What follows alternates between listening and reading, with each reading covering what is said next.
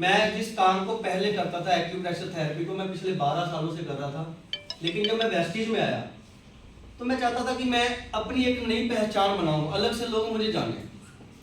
तो मैंने बिल्कुल जीरो से स्टार्ट किया। मैंने अपनी वो पूरी नॉलेज, अगर मैं चाहता तो सप्लीमेंट पे काम कर सकता था, मेरे पास नॉलेज है और न्यूट्रिशन की तो नॉलेज लेनी थी और ऑलरेडी वो भी थी, लेकिन मैंने अपनी एक नई पहचान बनाने के लिए मैंने एग्रीकल्चर को अडॉप्ट किया।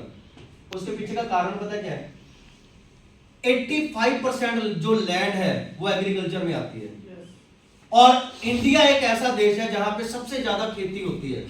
आप किसी भी स्टेट में चले जाओ, जहां पानी नहीं है वहां पे भी खेती होती है। आप राजस्थान में चले जाओ, वहां पे भी खेती हो रही है। तो मैंने एग्रीकल्चर के नॉलेज को एंड डेप्थ और डिटेल में लिया। हम क्या करते हैं, आज ट्रेनिंग में आए हैं, ऊपर ऊपर से समझे, 2 दिन के बाद आप भूल जाओगे आपने क्या सुना था।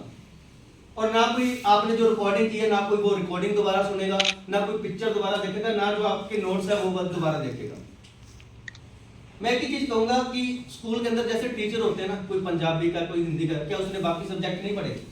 पढ़े होंगे ना। लेकिन आप किसी एक चीज के मास्टर बन जाओ जिससे आपको नवाजा जाए।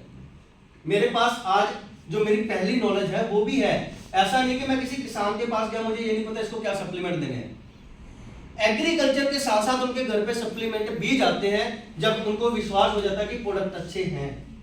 होम यूज प्रोडक्ट भी जाते हैं, किसी को स्किन प्रॉब्लम है वो भी प्रोडक्ट जाते हैं, लेकिन परफेक्ट होना पड़ेगा आपको किसी एक चीज के अंदर। आप देखिए किस चीज के ऊपर होना चाहते हैं, जहां पे पोटेंशियल ज्यादा दिखे वहीं पे नाम बन सकता है। तो मैंने एग्रीकल्चर को अडॉप्ट किया। जैसे अभी जो ट्रेनिंग हुई थी, सर ने प्रैक्टिकल नहीं बताया, उनका क्या है, पीडीएफ है जो प्रोडक्ट की नॉलेज है। प्रैक्टिकल कैसे होगा? जब आप फील्ड में जाओ, और फील्ड में कहां जाना होगा? किसान के पास जाना होगा।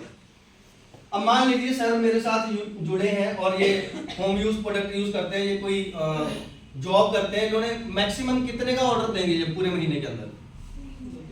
3000 5000 सप्लीमेंट मिला के। लेकिन जब मैं किसी किसान के पास पूरी नॉलेज के साथ जाता हूं, उस किसान को भी कुछ नया चाहिए, क्योंकि यूरिया डीएपी पापा के थक गया है। यस या नो? तो जब मैं किसी, अच्छा होता क्या है, कॉन्फिडेंस ही तो बोलता है। जब मैं उस किसान के पास गया, उसने बोला कि मेरे पास 100 एकड़ है। अब मैं क्या कहूंगा? 1 एकड़ में आगे देख लो। वो बंदा क्या सोचेगा, इसको खुद को कॉन्फिडेंस नहीं अपने प्रोडक्ट पे।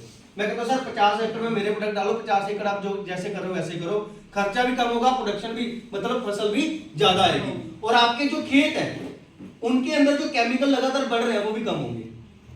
अब बंदा सोच रहा है कि यार नॉलेज अच्छी दे रहा है, कॉन्फिडेंस की 50 एकड़ में डाल दो। और नियर अबाउट आज पंजाब, हरियाणा, हिमाचल, राजस्थान, एमपी, यूपी, छत्तीसगढ़ तक मेरी एग्रीकल्चर की टीम है जो सिर्फ एग्रीकल्चर पे काम करती है। और 85% मेरे नेटवर्क के अंदर 85% एग्रीकल्चर पे काम होता है। और सर मेरे अंदर एक चाहत थी कि जब कोई क्राउन डायरेक्टर को कहा जाता है कि ये एग्री पे क्राउन बना है, तो मैं चाहता था कि वो दिन कब आएगा जब मैं क्राउन बनूंगा और नाम आएगा कि एग्री क्राउन, है ना, एग्री स्टार के नाम से।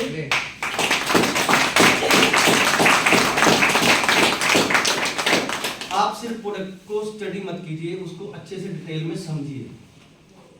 मैं छोटी सी 2 मिनट छोटी सी बात में समझाऊंगा आपको एग्रीकल्चर, अगर आप सुनना चाहे तो। Yes sir.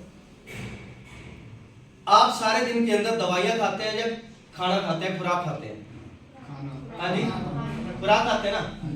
Same to same एक पौधे को क्या चाहिए? हवा, पानी और खाना। ठीक है, जब उसको 3 चीजें सही मिलेगी, क्या कभी वो बीमार होगा? आज हमारी हवा क्या हो चुकी है? पोल्यूटेड। पानी क्या हो चुका है? पोल्यूटेड। और पीछे क्या बचा? खाना। खाना तो हम दे ही नहीं रहे। यूरिया डीएपी को किसान खाना समझता है, उसकी खुराक समझता है, क्योंकि उसका माइंड सेट हो चुका है, उसको नॉलेज ही नहीं है। सबसे बड़ी प्रॉब्लम ये है, किसी भी किसान के पास चले जाओ, आप पूछो क्या डालते हो जी? Urea, DAP, zinc, potash. Urea 46% nitrogen है, ठीक है, 54% क्या है? केमिकल। 46% आपने नाइट्रोजन दिया और 54% क्या चला गया? केमिकल, हाइड्रोपेट्रोलियम टेक्निक से। दूसरा, जैसे आप यूरिया फेंकते हैं उसके अंदर नाइट्रोजन है, जैसे हवा के संपर्क में आया 50% तो उड़ गया। अब किसान क्या करता है? उसको पानी देने के बाद डालता है, जैसे उसने पानी देके डाला तो वो पानी के साथ मिक्स होगा और लीक हो जाएगा, वहां तक चला जाएगा जहां तक पौधे की जड़ें नहीं है। अब वहां जाके वो अपनी एक लेयर बना रहा है, उस लेयर की वजह से मिट्टी के नीचे से जो पौष्टिक तत्व ऊपर आने वो रुक गए। अब जो चीजें जरूरी है वो ऊपर आई नहीं, एक लेयर बन गई। और एक साल के अंदर कम से कम 8 से 10 कट्टे यूरिया खेत में जा रहा है, और जिसकी वजह से सबसे बड़ी प्रॉब्लम है कि जमीन के अंदर पौष्टिक तत्व खत्म हो रहे हैं और किसान फिर भी नहीं दे रहा। और ये जो हमारा नैनोटेक है ना, माइक्रो न्यूट्रिएंट है, ये बहुत सारे तत्व हैं जो जमीन को चाहिए, पौधे को चाहिए। आप दीजिए, रिकमेंड कीजिए। दवा की जरूरत कब पड़ेगी? जब बीमारी आएगी, लेकिन उससे पहले खुराक तो दो ना। आप किसान को पता ही नहीं खुराक क्या देनी है।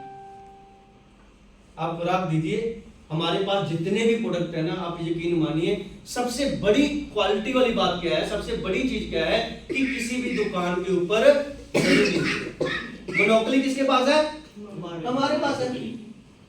अब वो बंदा फोटो भी खींच लेना, पूरा बाजार घूम लेगा, नहीं मिलेगा। कहां से मिलेगा? वेस्टीज से।